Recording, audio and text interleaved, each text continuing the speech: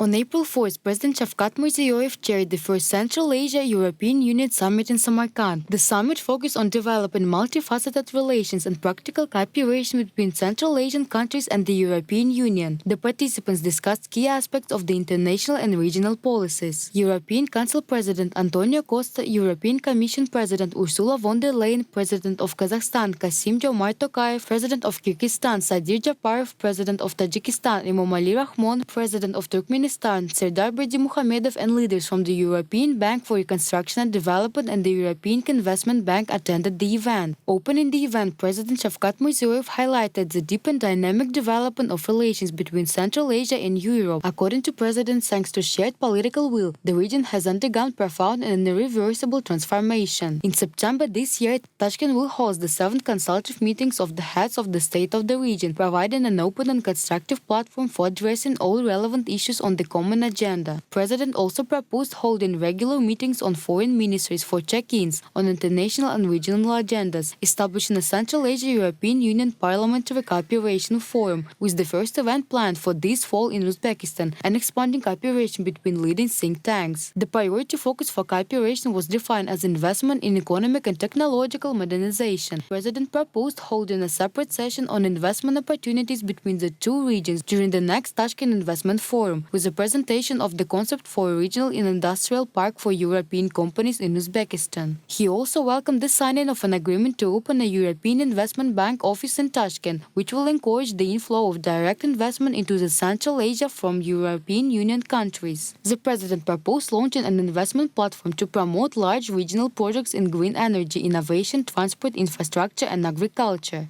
Additionally, the head of state proposed several new initiatives, including signing of a multilateral agreement on the protection and promotion of investments, establishing a joint Central Asia-European Union Chamber of Commerce, and a regional program supporting small and medium business projects, as well as women's entrepreneurship. To implement the mechanisms for the practical implementation of the proposed initiatives and agreements, the President suggested establishing a partnership committee at the level of deputy prime ministers in the Central Asia-European Union format. During the session, the heads of delegations presented proposals to expand practical cooperation between the two regions. As a result of the first summit, the participants adopted a joint declaration, which outlines the establishment of strategic partnership between the two regions and a declaration on cooperation in critical minerals.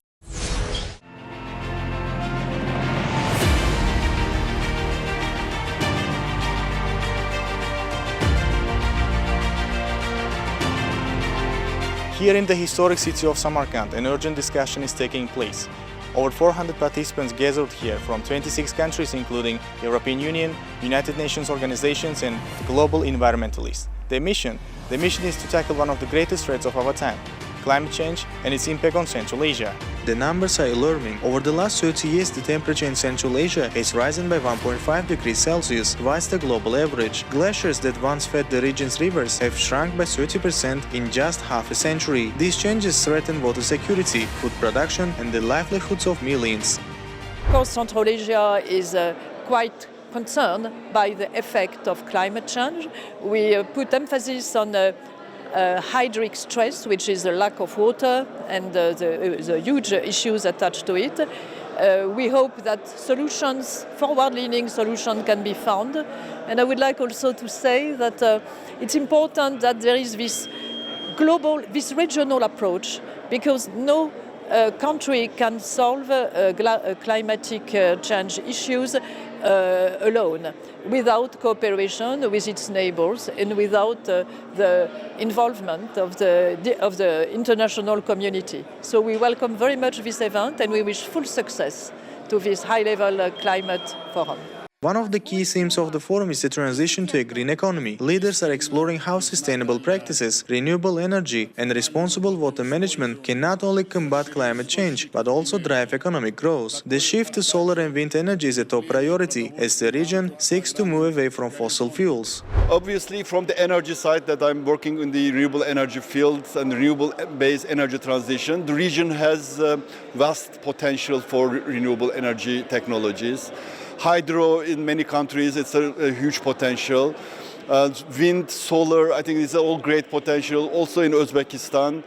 And we have seen some projects coming online in Uzbekistan from the solar side. But I think there's more to be done. I mean, there's a lot. This untapped potential should be utilized through several projects that can be bring on board. Interconnectivity in the region is very important. I feel this forum is a very good time and appropriate time. This forum discussing the issue of rejuvenating the earth and rejuvenating the greenery and rejuvenating the rivers.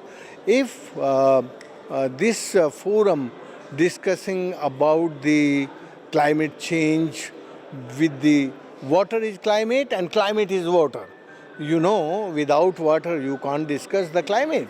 So this forum I like, they invite a lot of people who is really doing the water conservation on the ground. So in next 2 days, the people discussing conservation of water and making carbon-free atmosphere. The forum is not just about words, it's about commitments. At the conclusion of this two-day event, a regional concept for green development will be unveiled. This framework will guide Central Asia's response to climate challenges, ensuring that cooperation, innovation and sustainability drive the future. Samarkand has always been a crossroads of civilizations. Today, it's at the crossroads of a climate action. The message from this forum is clear. The time for talk is over, and now it's time for action.